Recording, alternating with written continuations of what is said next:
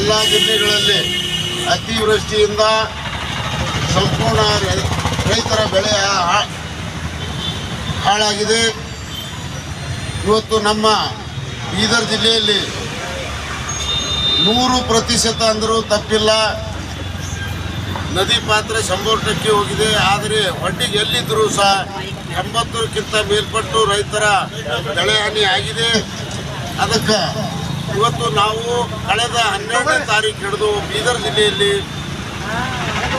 ಜಿಲ್ಲೆಯ ಎಲ್ಲ ರೈತ ಪರ ಸಂಘಟನೆ, ಕಾರ್ಮಿಕ ಸಂಘಟನೆ, ಮಹಿಳಾ ಸಂಘಟನೆ, ಅಂಗನವಾಡಿ ಕಾರ್ಯಕರ್ತರು, ಕರ್ನಾಟಕ ಕನ್ನಡ ಪರ ಸಂಘಟನೆಗಳು, ದಲಿತ ಸಂಘಟನೆಗಳು, ಭಾರತೀಯ ಕಿಸಾನ್ ಸಂಘಟನೆಗಳು ಜಂಟಿಯಾಗಿ ಜಿಲ್ಲೆಯಲ್ಲಿ ಆದ ರೈತರ ಒಂದು ಕಷ್ಟದಲ್ಲಿ ಭಾಗಿಯಾಗಲು ಎಲ್ಲರೂ ಕೂಡಿ 12ನೇ ತಾರೀಕಿನಿಂದ ಅಹೋರಾತ್ರಿ ಧರ್ನಾ ಚಾಲೂ ಮಾಡಿದ್ದೀವಿ.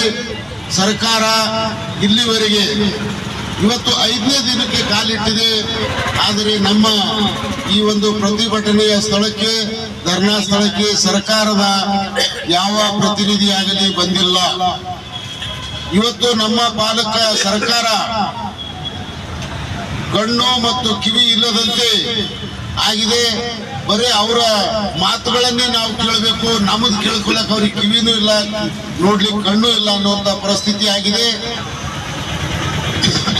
ಹಾಗಾಗಿ ನಾವು ನಮ್ಮ ರೈತರ ಏನು ತೊಂದರೆಗಳಿದೆ ಇವತ್ತು ರೈತ ಆತ್ಮಹತ್ಯೆಗೆ ಮಾಡಿಕೊಳ್ಳುವಂತ ಪರಿಸ್ಥಿತಿಯಲ್ಲಿ ಬಂದಿದೆ. ಖರೀಫ್ ಹೋದ್ರು ರಬ್ಬಿನೂ ಸಹ ಈ ವರ್ಷ ಬೆಳೆಯುವಂತ ಪರಿಸ್ಥಿತಿ ಇಲ್ಲ. ಇವತ್ತು ಎಟ್ ಪ್ರೆಸೆಂಟ್ ಜಮೀನಿನಲ್ಲಿ ರೈತರು ಹೋಗ್ಬೇಕಾದ್ರೆ ಕಾಲಿಳಿತಾ ಇವೆ. ಅಂತ ಒಂದು ಪರಿಸ್ಥಿತಿ ನಾವು ಹಿರುಗಳಿಂದ ಕೇಳಿದ್ದೀವಿ.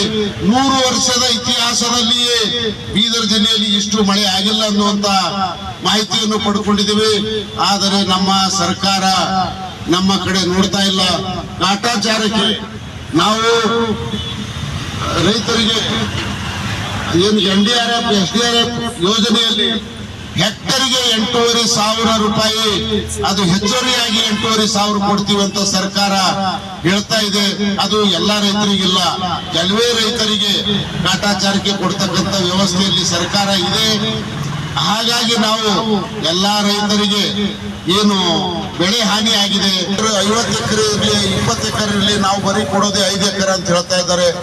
ಒಬ್ಬ ರೈತನ ಬಳಿ ಉದ್ದು ಸೋಯಾನು ಹೋಗಿದೆ, ಒಂದ್ ಕಡೆ ಮಾವಿನ ಗಿಡ ಇದ್ರು ಹೋಗಿದೆ, ತೋಟಗಾರಿಕೆ ಪಪ್ಪಾಯ ಇದ್ರು ಹೋಗಿದೆ. ಆದರೆ ಇಲ್ಲಿ ತಗೊಂಡ್ರೆ ಅಲ್ಲಿ ಕೊಡಲ್ಲ, ಅಲ್ಲಿ ತಗೊಂಡ್ರೆ ಇಲ್ಲಿ ಕೊಡಲ್ಲ ಅನ್ನುವಂಥದ್ದು ಮಾತು ಬರ್ತಾ ಇದೆ. ತಾರತಮ್ಯ ಮಾಡಬಾರ್ದು.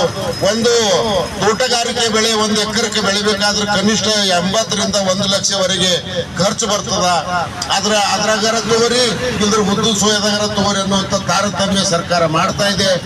ಆ ರೈತ ಯಾವ್ದು ಬೆಳೆ ಬೆಳೆದಾನ, ತೋಟಗಾರಿಕೆಯಲ್ಲಿ ಹಾನಾಗಿದ್ದು ತೋಟಗಾರಿಕೆ ಕೊಡಬೇಕು, ಮತ್ತು ಬಯಲು ಪ್ರದೇಶದಲ್ಲಿ ಉದ್ದು ಸೋಯಾ ಹೋಗಿದಂಥದ್ದು ಅದನ್ನು ಅವ್ರದವ್ರು ಕೊಡಬೇಕಂದಾಗ ಮಾತ್ರ ರೈತ ಬದುಕಲಿಕ್ಕೆ ಸಾಧ್ಯ ಇದೆ. ಇವತ್ತು ವಿಧಾನಸಭೆಯಲ್ಲಿ ಮೀಟಿಂಗ್ ಆದಾಗ ನಾವು ಮೀಟಿಂಗ್ ಹೋಗ್ತೀವಿ, ಅಲ್ಲಿ ಪ್ಲೇಟ್ 2 ಬಿಸ್ಕಿಟ್, 1 ಚಾಕ್ಲೇಟು, 2-3 ಕಾಜು ಬಾದಾಮ್ ಇಡ್ತಾರ. ಆ ಊಟದ ಅವತ್ತಿಂದ ಅವ್ರು ಆರ್ಡರ್ ತೆಗಿರಿ 1000ಕ್ಕಿಂತ ಬೆಲೆ ಹೆಚ್ಚಿಗೆ ಆಗ್ತದ. ಒಬ್ಬ ರೈತರು 1 ಎಕರೆ ಜಮೀನಿಗೆ ಬರೀ 3-4 ಸಾವಿರ ಕೊಡ್ತೀವಿ ಅಂದ್ರೆ ಇದು ಯಾವ ನ್ಯಾಯ? ಅದಕ್ಕಾಗಿ ನಾವು ಇವತ್ತು ಸರ್ಕಾರಕ್ಕೆ ಎಲ್ಲ ಒಕ್ಕೂಟದ ಪರವಾಗಿ ಎಚ್ಚರಿಕೆಯನ್ನು ಕೊಡ್ಲಿಕ್ಕೆ ಇಚ್ಛೆ ಪಡ್ತೀವಿ. ನಮಗೆ ಆದಂತ ಹಾನಿಯ ಪರಿಹಾರ ಇದೆ, ಅದನ್ನು ಕೊಡಬೇಕು. ಒಬ್ಬರಾಯ ಕಾಲದ ಒಂದು ಏನು ಕಾನೂನು ನೀವು ಮಾಡಿರಿ ಅದು ನಡೆಯಂಗಿಲ್ಲ. ಇವತ್ತು ರೈತರು ಮತ್ತು ಕಾರ್ಮಿಕರು ಎಲ್ಲರೂ ರೈತರ ಪರವಾಗಿ ನಿಂತರ. ಅದಕ್ಕೆ ಸರ್ಕಾರ ಕೂಡಲೇ ಕೊಡಬೇಕು. ಈ ವರ್ಷ ನಾವು ದೀಪಾವಳಿ ತನ ಹಾಕ್ತೀವಿ ಅಂತ ನಮ್ಮ ಜಿಲ್ಲೆ ಉಸ್ತುವಾರಿ ಮಂತ್ರಿಗಳು ಹೇಳ್ಯಾರ. ಆದ್ರೆ ಎಲ್ಲರಿಗೂ ಅನ್ನುವಂತ ವಿಶ್ವಾಸ ಹೇಳಿಲ್ಲ. 8,500 ಪ್ಲಸ್ 8,500 ಅಂತ ಅನ್ನುವಂತ ಮಾತು ಹೇಳ್ಯಾರ. ಅದಕ್ಕೆ ನಾವು ಮಂತ್ರಿಗಳಿಗೆ ಹೇಳಿದೀವಿ, ಎಲ್ಲಾ ರೈತರಿಗೆ ಕೊಡಬೇಕು. ಮತ್ತು ನಮ್ಮ ಕಲ್ಯಾಣ ಕರ್ನಾಟಕದ ಭಾಗದ ರೈತರಿಗೆ ಎಲ್ಲ ಸಂಪೂರ್ಣ ಸಾಲ ಮನ್ನಾ ಮಾಡ್ಬೇಕನ್ನುವಂಥದ್ದು ಮಂತ್ರಿಗಳ ಗಮನಕ್ಕೆ ನಿನ್ನ ತಂದಿದ್ದೀವಿ. ನೀವು ಯಾವ ರೀತಿ ಕೊಡ್ತೀರಿ 50-50 ಕೇಂದ್ರ ಸರ್ಕಾರ ಮತ್ತು ರಾಜ್ಯ ಸರ್ಕಾರ ಎಲ್ಲಾ ಬ್ಯಾಂಕ್ಗಳ ಸಾಲವನ್ನು 50-50 ಆಧಾರದಲ್ಲಿ ಯಾವ್ದು ಮೆಟ್ರೋದ 50-50 ರೈತರು ಕೇಂದ್ರ ಮತ್ತು ರಾಜ್ಯ ಕೊಡ್ತೀರಿ, ಅದೇ ರೀತಿ ಒಂದು ಸಾರಿ ರೈತನಿಗೆ ಸಾಲದಿಂದ ಹೊರಗೆ ತನ್ನಿ. ಅವರು ಸರ್ಕಾರದಿಂದ 30-40 ಸಾವಿರ ತಗೊಂಡು ಕಟ್ಟಿಲ್ಲ ಅಂದ್ರೆ ಹೊರಗೆ 10 ರೂಪಾಯಿ 5 ರೂಪಾಯಿ ಬಡ್ಡಿಲಿ ಸಾಲ ತರ್ತಾ ಇದ್ದಾರ. ಅದಕ್ಕೆ ಕೂಡಲೇ ಸರ್ಕಾರ ಎಚ್ಚರಗೊಳ್ಳಬೇಕು.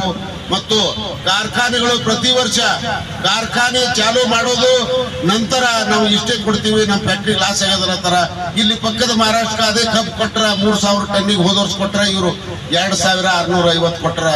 ಅದು ಅನ್ಯಾಯ ಆಗ್ತಾ ಇದೆ. ಅದಕ್ಕೆ ಈ ವರ್ಷ ಮೊದಲೇ ಕಾರ್ಖಾನೆಗಳು ಕಬ್ಬಿನ ಬೆಲೆಯನ್ನು ನಿಗದಿ ಮಾಡಿ ಆ ನಂತರ ಕಾರ್ಖಾನೆ ಕ್ರಷಿಂಗ್ ಚಾಲೂ ಮಾಡಬೇಕು.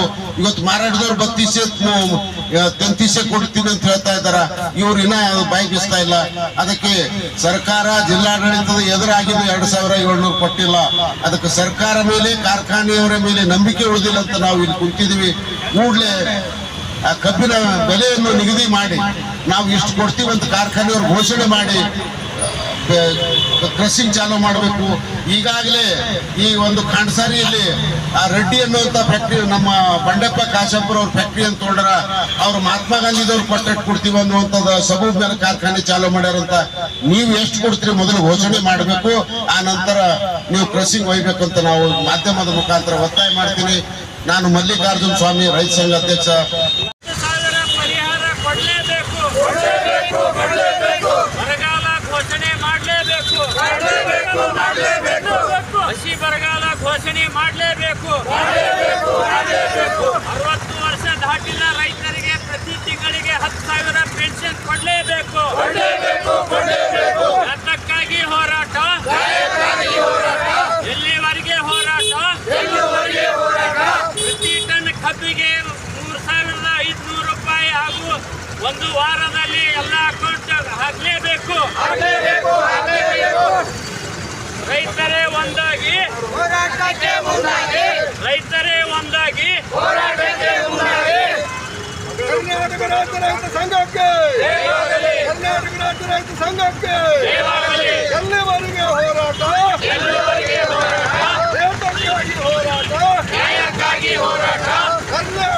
ಏನೇ ಬರಲಿ, ಏನೇ ಬರಲಿ, ಸಂಯುಕ್ತ ಕಿಸಾನ್ ಮೋರ್ಚಾ ಹೋರಾಟಕ್ಕೆ, ರೈತ ಹೋರಾಟಕ್ಕೆ.